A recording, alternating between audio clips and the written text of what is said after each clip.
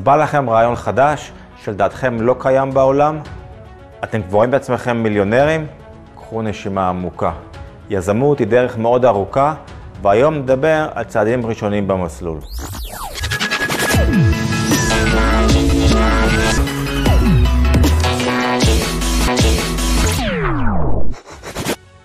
השאלה הכי בסיסית שאתם צריכים לשאול את עצמכם היא כמה אתם מחויבים עמוק בפנים לרעיון.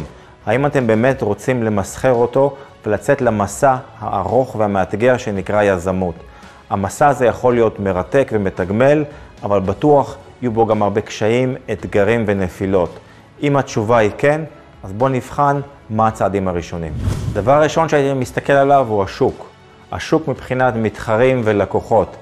אתם חייבים לעשות חיפוש מעמיק וללמוד ולמפות את כל המתחרים שלכם, ולהבין מה היתרון שלכם כלפי כל פתרון קיים. בהמשך, כאשר תדברו עם לקוחות פוטנציאליים או עם משקיעים פוטנציאליים, הם יביאו לכם פתרונות קיימים וידרשו להבין מה היתרון שלכם לעומתם. אם המוצר שלכם הוא טכנולוגי, חובה לעשות חיפוש פטנטים כדי לראות אם הרעיון הזה כבר קיים בעולם. אפשר להתחיל לבד ואחר כך להיעזר באיש מקצוע. יש טכנולוגיות שלא קיימות בשוק, אבל הן כבר פורסמו, והפרסום הזה ימנע מכם לקבל פטנט עליהם בעתיד. אם אתם רוצים עוד פרטים, הכנו לכם סרטון נפרד בנושא. מה השוק הפוטנציאלי שלכם? כמה לקוחות יש שרוצים את המוצר שלכם ויהיו מוכנים לשלם עליו? תעשו חיפוש ותנסו להגיע להערכה למספר הזה. אם יש לכם אפשרות לקבל משוב מלקוחות פוטנציאליים על המוצר או לשירות שלכם, זה יעזור לכם המון בגיוס משקיעים בעתיד. לדוגמה, סיפור ששמעתי מייסד האפליקציה GetTaxi. הוא בנה מסך אחד בודד שהיה בו כפתור. ברגע שלחצת עליו היה כתוב, מונית מגיעה תוך 4 דקות. הוא הראה את זה לאנשים, כולם אמרו, אני מעוניין, וזה עזר לו המון לגייס כסף לאפליקציה שלו, בהמשך ידוע. לפעמים אפשר לעשות שאלון, לראיין מכרים, לראיין אנשים באינטרנט. אולי אתם מאוד מתלהבים מהמוצר, אבל חשוב לראות שאנשים האחרים גם יהיו מוכנים לשלם עליו. אם תוכלו לתעד מידע כזה, זה יעזור לכם מאוד לגייס כסף בעתיד. אתם גם צריכים לחשוב איך אתם רוצים למסחר את המוצר שלכם. בקצה אחד של הסקאלה, אתם הולכים, מגייסים מימון, מפתחים, מוכרים את המוצר, מקסימום השקעה מצדכם, מקסימום סיכון, אבל מקסימום רווח. בקצה השני של הסקאלה, תחפשו חברה למכור לה את הרעיון, היא תפתח אותו, היא תמכור אותו, היא תשלם לכם תמלוגים, מצדכם מינימום השקעה, מינימום סיכון, אבל גם מינימום רווחים.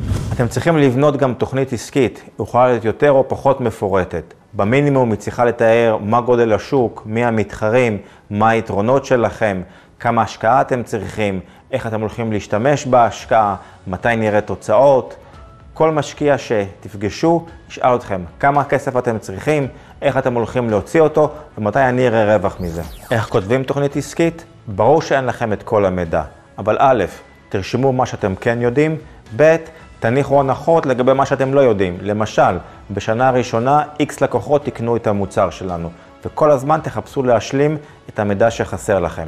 אפשר להתייעץ גם באנשי מקצוע, יועצים עסקיים, אתם יכולים לפנות למתי, תכתבו בגוגל המרכז לעסקים קטנים, אתם יכולים גם לפנות אלינו ונפנה אתכם לאנשי מקצוע. אם אתם לא באים מהתחום ואין לכם מושג איך בונים את המוצר, עדיף להשקיע קודם כל בבניית אב טיפוס, לראות שהרעיון ישים ואפשר למכור אותו במחיר סביר, באיכות טובה.